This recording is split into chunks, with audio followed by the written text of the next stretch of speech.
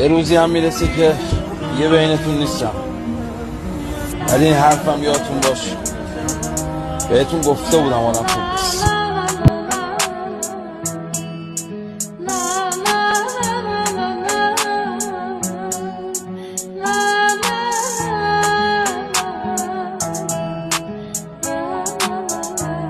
Remixed by ایمان حاجی نژاد.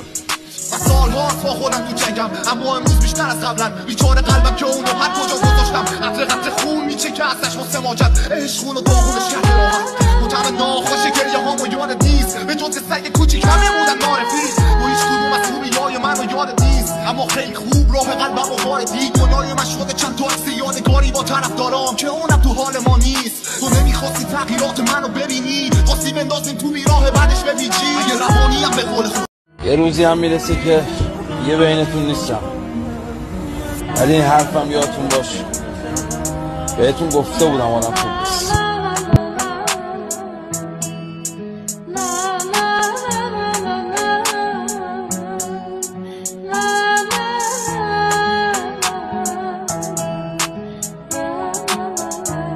Remixed by ایمان حاجی نژاد. سال‌هاست با خودم تو جنگم، اما امروز بیشتر از قبلن. بیچاره قلبم که اونو هر کجا گذاشتم، قطره خون میچکه ازش واسه ماجد. عشقون و داغونش کرده راحت، مطمئن ناخوش گریه هامو یادت نیست، به جز سگ کوچیک همه بودن معرفی. و هیچ کدوم از خوبیای منو یادت نیست، اما خیلی خوب راه قلبم و واردی. گناه من شده چند تا عکس یادگاری با طرفدارام که اونم تو حال ما نیست. تو نمیخواستی تغییرات منو ببینی، خواستی بندازیم تو بیراه بعدش بپیچی. اگه روانی هم به قول